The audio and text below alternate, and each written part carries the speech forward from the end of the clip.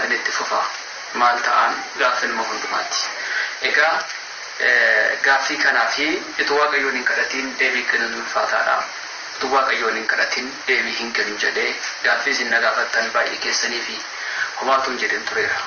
waldaa keenya waldaa sagalee jireenya guutuu addunyaalessaatti sanbata dhufu kaasee dubbiin kun hin dubbatama irratti waaqayyoon kadhannaa jechuudha maqaa waaqayyoo ulfaatu mee is wanta namaalee kanas nutti dubbachuudhaan dura waaqayyo akka dubbii kana araan gara keenya mul'atu biyya keenya ilaaluuf mee yaadaaf mataa keenya gadi qabannee waaqayyoon kadhanna gooftaa keenya hundumaa gararraa kan jirtu waaqnisi jabaanti caalu biyya lafaa kanarra hin jiru guddaa nudii beekaa nudii waan ati gootu hundumtuu amanamaadha maqaa ilma kee Yesuus Kiristoosiin gidduu kana nu gidduu waan jirtuufi ijoollee kee gidduu waan jirtuufi amma anaaf saba kee kana gidduu waan jirtuuf maqaan kee ulfaatu egaa wanta ati akkan dubbadhuuf laphee koorra keessee saba kanatti dubbachuudhaaf achaas dhufeera maqaa ilma kee Yesuus Kiristoos nama Naazreetiin ergaan dubbatamu kun dubbiin dubbatamu kun gurra ijoollee kee kana keessa bu'ee ijoolleen kee ittiin of eeguu ittiin of oolchuu akka isaan danda'aniif isaan gargaari ergaan kee laphee keenya keessatti namummaa keenya keessatti hafuura keenya keessatti nuuf haa caafamu maqaa ilma kee Kiristoos Yesuusiin ameen waaqayyo sinaa eebbisu waan walii wajjin kadhachaa turreef jechuudha eebbifama waaqayyo wantoota gurguddaa natti argisiisee qaba isa sinitti dubbachuudhaaf achi as fuula keessan turatti dhufee wantoonni gurguddaan akka biyya keenyaatti ani argee waggoota 5 fi 5 darbe waggoota 3 darbe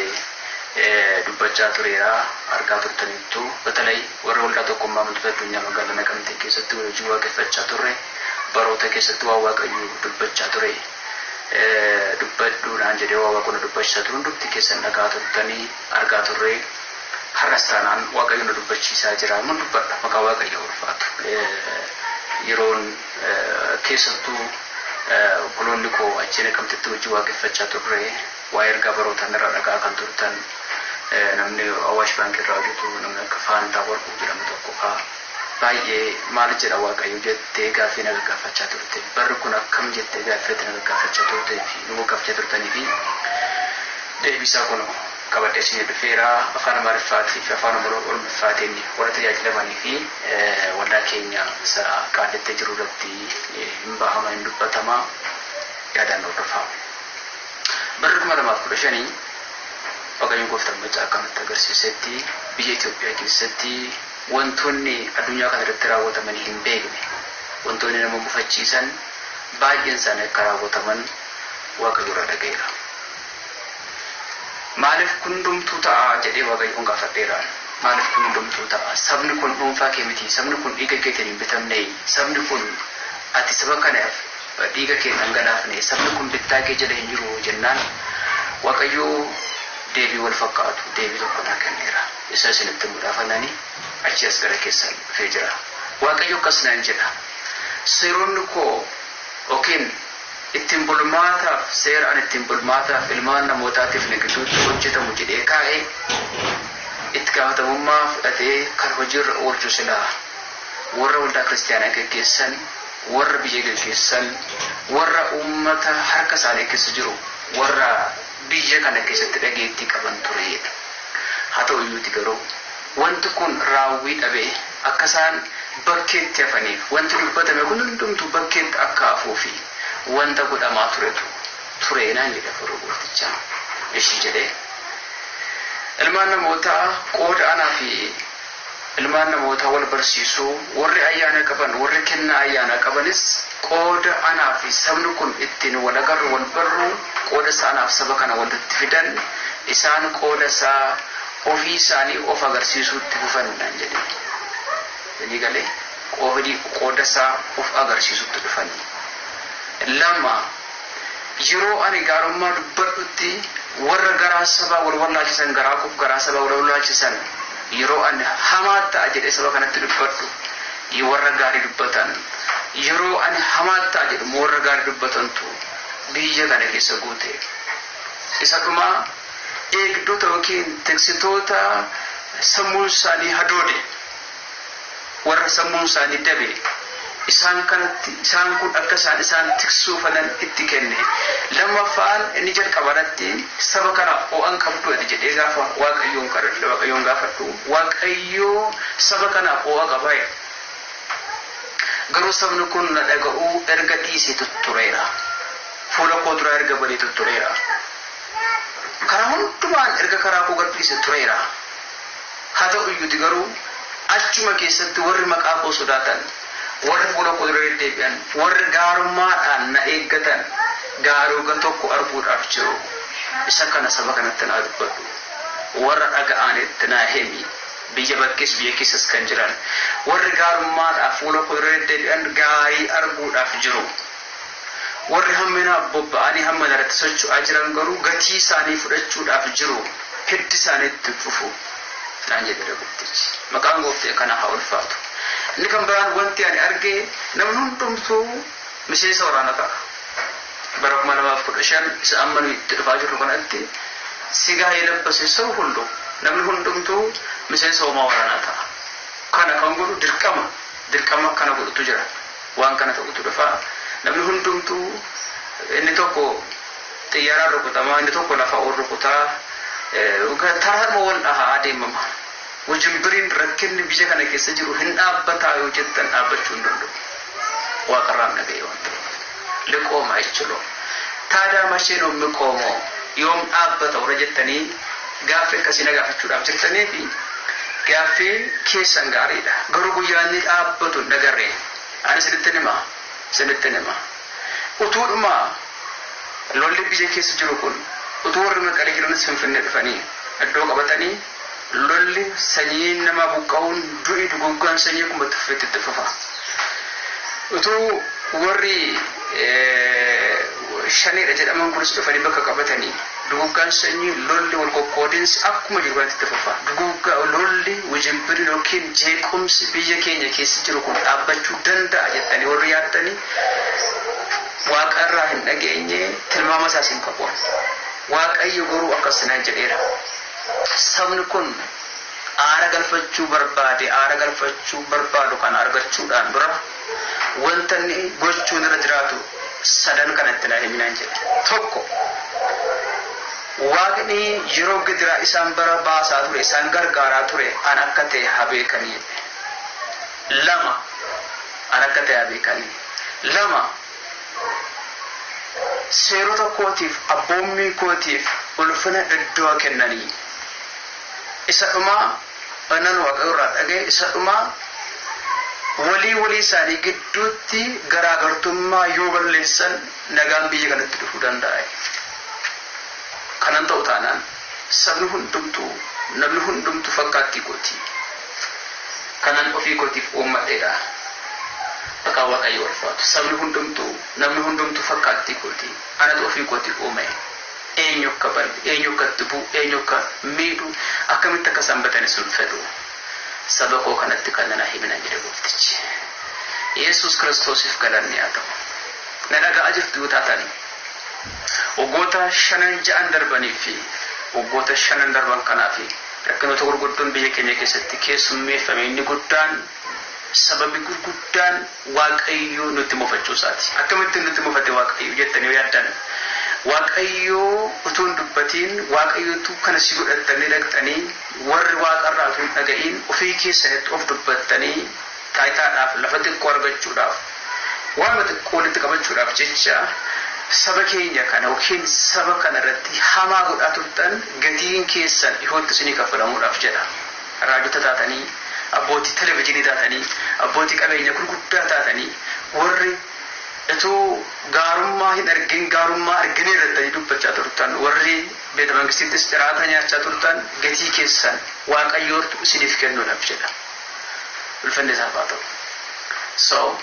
rakkinoota gurguddaa hamma kana ga'u biyya keenya keessatti gaafa raawwatamu isin akkamittiin akkasiin gaarii argitan natti mul'anne anaan akkamittiin akkasiin gaarii argitan natti mul'anne Amoos 3:7 irratti kana jedha waaqayyo gooftaan machaa dhoksaasaa waan raawwachuudhaaf jedha dubbiisaa dinqisiisaa waan gochuudhaaf keessa keessatti tun raajota isaatti mul'isin waan tokko irree hojiirra oolchuu jedha Sigale waan tokko loo jiru jechuudha. Tu waan biraa gochuudhaaf ka'e waan gochuudhaaf ka'e tokko itu raajota isaatti nimin hojiirra hin oolu jechuudha. Soo sirraajota gurguddoo ta'anii utuu jirru utuu maqaa gaarii qabdanu utuu waaqayyo waan gaarii godha jettanii sabni isin amane sabni isin duukaa adeemaa jiru wanta fokkisa akkasii gootanii abadan waan walii wajjin itti jireenyatti fufnu sanatti hin fakkaatina. Waaqayyotu gatii keessanis ni kenna. Hinaftu gar tokko hinaftu gar tokko immoo hin darbaa jechuudha. Maqaa isaatiif galanni haa ta'u. Gar tokkoon keessa hin dabartu warri kaan immoo itti fufuu jechuudha. Isin gidduuttis garaagarummaa guddaa akka bu'aa jechuudha. Inni lammaffaan waan ana waaqayyo irraa dhaga'e waan waaqa irraa arge bara 2015 isa dhuftu kanaa kaasee waldoonni bifa ministiriitiin dhaabbatan bifa ministirii yookiin waldoota dhuunfaa jedhamanii waldoota warra lookaalii duraatiin warri waamicha akkasii kennamee waamamu kun maqaa akkasiitti warra waamaman yookiin waldaan dhihoo waggaa 10 as hundeeffaman hundumti isaanii yeroo isaanitti harca'an calalamaa yeroo isaan dhufan ta'a. Yeroo isaatti calalama hafan dhugaa keessaa dhabee namni